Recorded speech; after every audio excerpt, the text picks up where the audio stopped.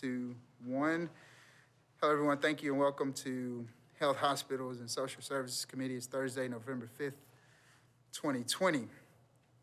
We have one resolution on the agenda. It's RS 2020-613 by Councilmember Hall.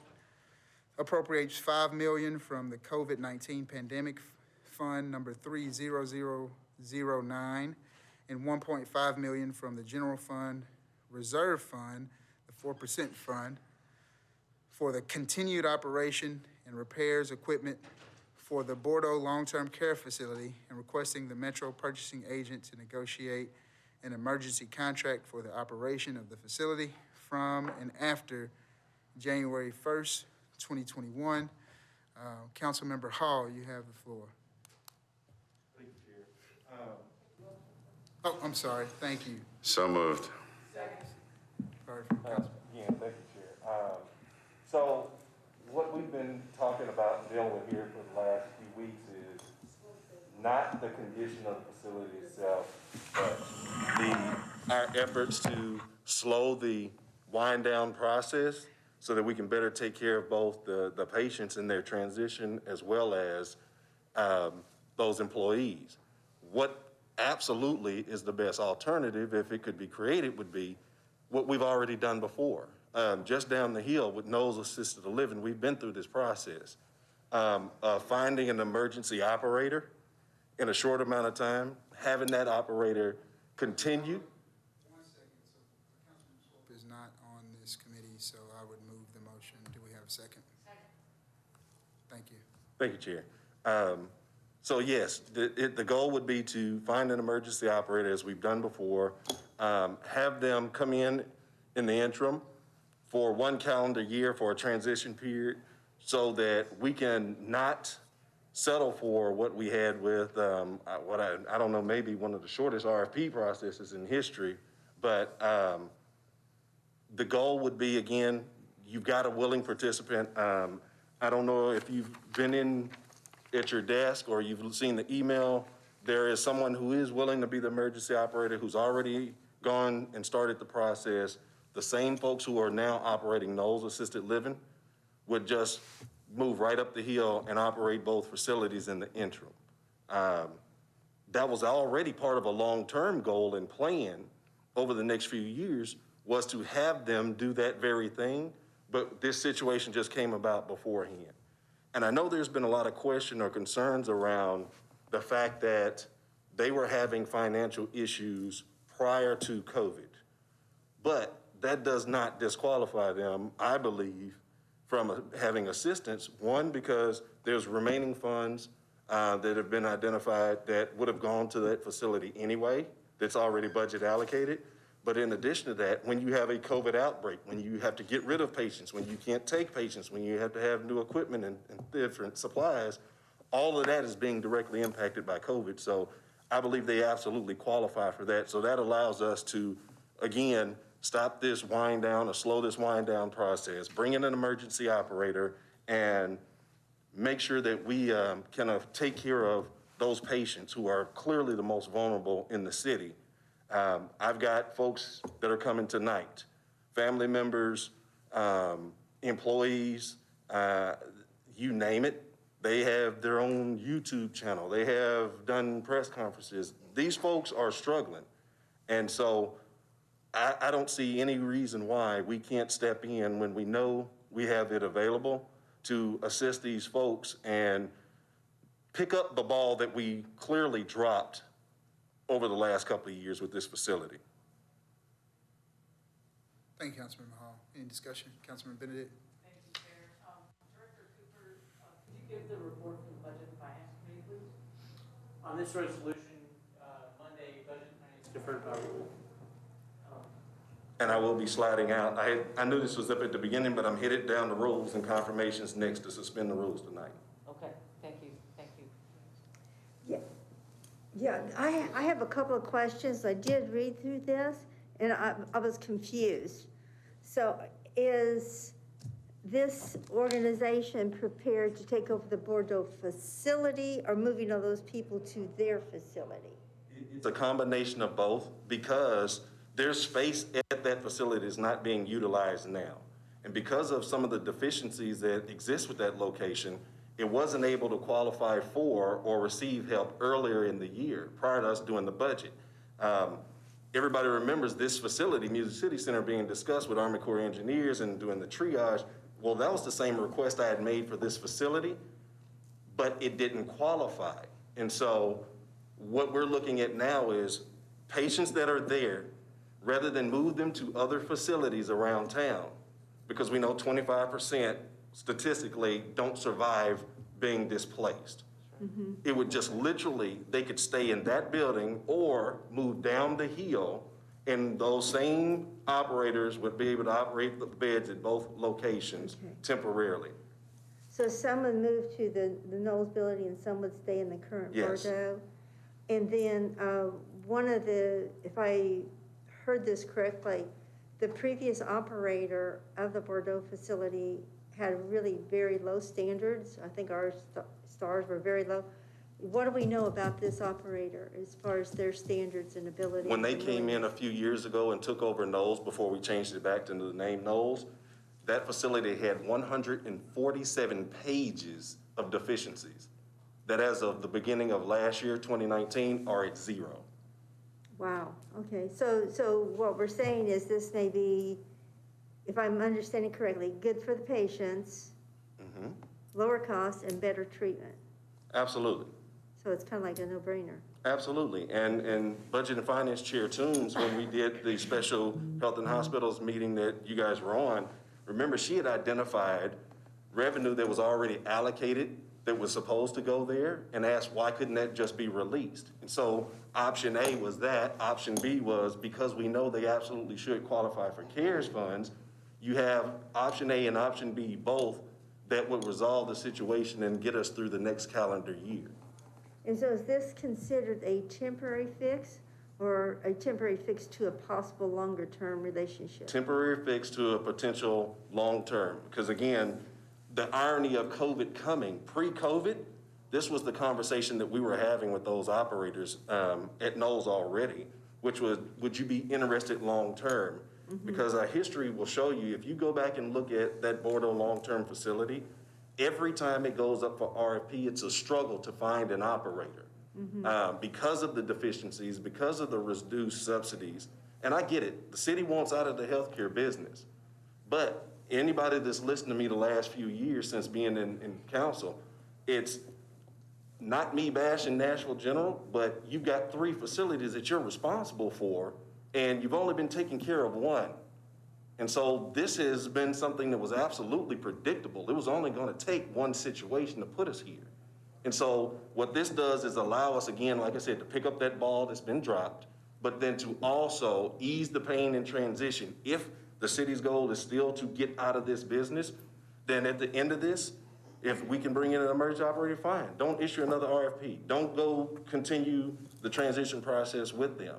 But again, we've just watched this happen and have been through this with this other facility just a short time ago. Okay. I'm sure that I don't understand completely how this all works and how the licensing works, but I would be a lot more comfortable with this if we didn't have step 2. Changing the ownership of the bed seems like we're privatizing our beds, and I think we have more flexibility in Metro if we maintain ownership of those beds so that as we move forward with the plan, we have more options because we maintain that ownership. So Goes away without an operator. And the city's an owner, but not an operator.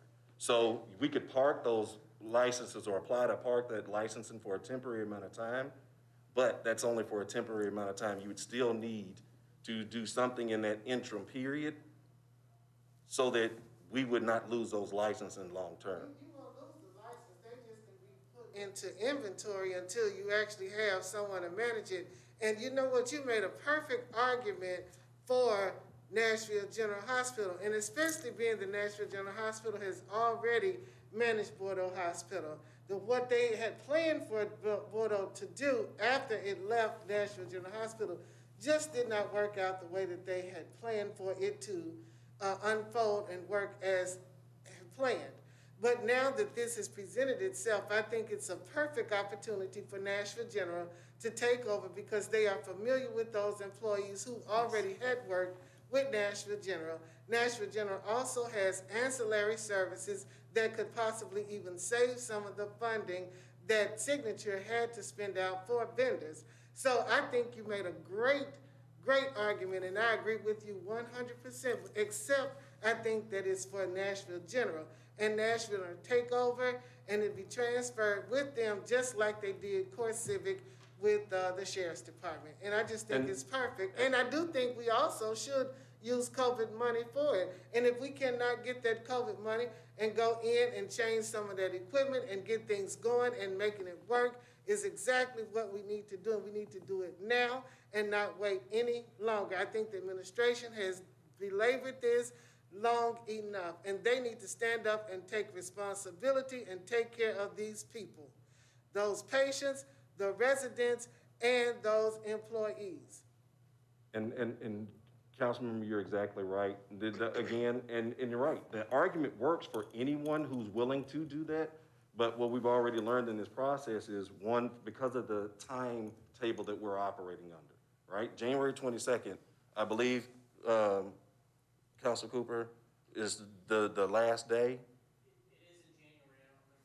I Yeah, believe, it was and so, the 31st, and then they changed it a week early and gave them a notice last week that they were gonna be. and I don't know if we have someone from Nashville General here, but Yeah, remember Mr. Overlock. from the last Health and Hospitals Committee meeting that we did online and since, they believed that they could do this, but they weren't interested in doing this currently, and they That's would not true. only have to do They're it. going through an assessment of it right now. They just started their assessment, they still have to get through that, But it then was apply to the requested state. back in July that they do the assessment. Then they would So- still have to apply to the state, still have to find an operator themselves because they are not an operator. But, and we can. And that would take us that's- beyond the that's an easy timetable. fix. That's an easy fix. No, that's fine. So, with I do have a question. With the $5 million from the COVID-19 pandemic fund, for it to be operated through 2021, and that money has to be spent, how do we work that? And I'll ask Councilor Cooper is first, with the $5 million from the COVID-19 pandemic fund. I do know that we have to have that money spent or allocated by the 31st. Right. So in this resolution, The feds extended the CARES Act. okay. Well, and even to that point, I think anybody that was on Budget and Finance Monday, there's still some questions around that process in and of itself, because what we found Monday from Budget and Finance was there's an opportunity, if certain things were allocated in the budget, to hold on to CARES Act money beyond that deadline. I don't know if anybody else had caught that or noticed that, because they were talking about things that could go back to the general fund, like overtime, employees, different things that were hired on to that.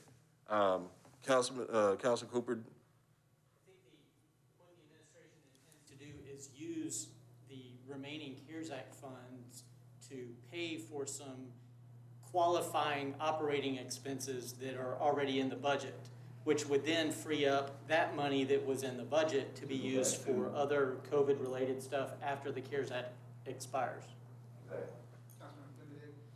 Thank you, Chair. We must do something to protect these patients and these workers. If this council does nothing else in regards to this facility, we must make sure that these patients don't leave, that we have provided adequate funding for them to be able to stay there.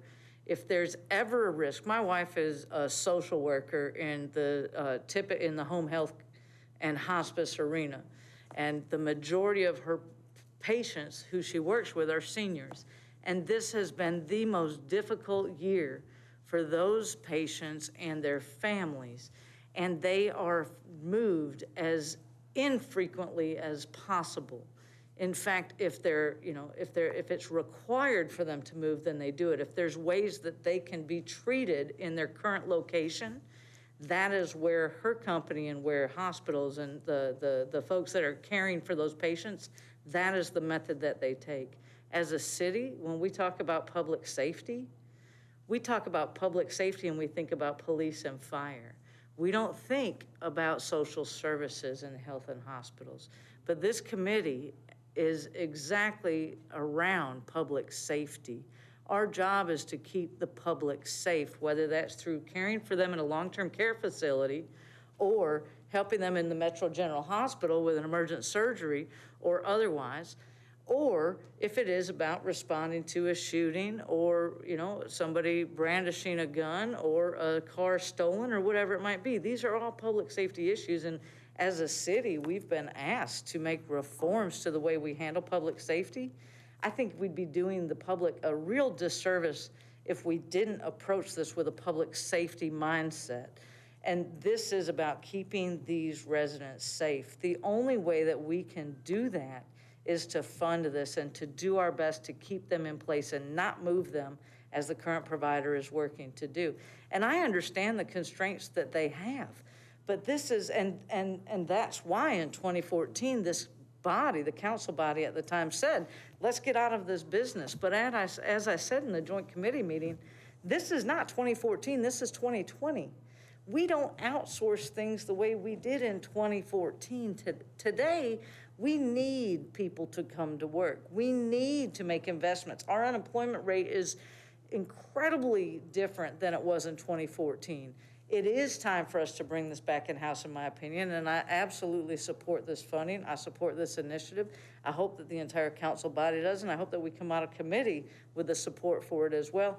And I hope that the budget, that we're able to suspend the rules such that the Budget and Finance Committee, who wasn't able to hear all of this, that the entire body is able to understand that this is a fraction of the cost that it would be to see more seniors adding to the death count because of the risk of exposure to COVID by being moved from facility to facility.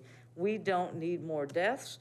We need to make sure that we are taking care of the public, making sure we are treating the public safely and giving them the resources that they need access to, that we have been entrusted with constituents' tax dollars to take care of these people.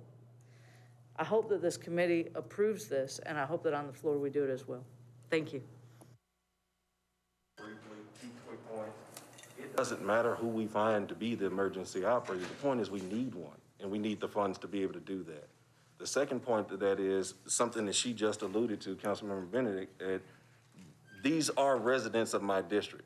You have people who have been there 25, 30 years in a bed, whose family members, some have no more and are wards of the state. Some who have family members who can only get to them through public transportation, and now they may have been relocated to a facility halfway across town that nobody can get to them with.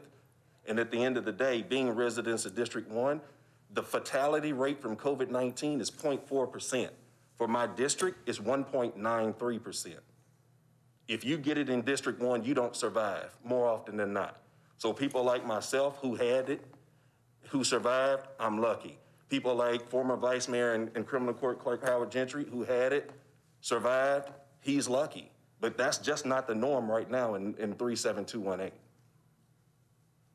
Exactly, and some of the people that were there have already been moved, and we don't want that to continue. They need to be able to stay in that location. I would, yes, Councilman Hauser. This is not dependent on us accepting this, right? This is just an option. Okay, I just wanted to make sure that I wasn't, Right. And Chair, that the resolution is not dependent upon us accepting their proposal. No, okay. correct. Yeah. And not to be rude, I'm gonna slide out so I can get the rules before they Okay, wrap so I up. move that we accept the resolution that's been presented, asking that we utilize these funds in order to help save Portal Hospital. Is that already moved? That has not been moved. It's been moved now. Have a second? Second. It's been moved and properly second. All in favor, please say aye. Any opposed? All right, thank you. Move passes. And I'll entertain an adjournment. Thank you.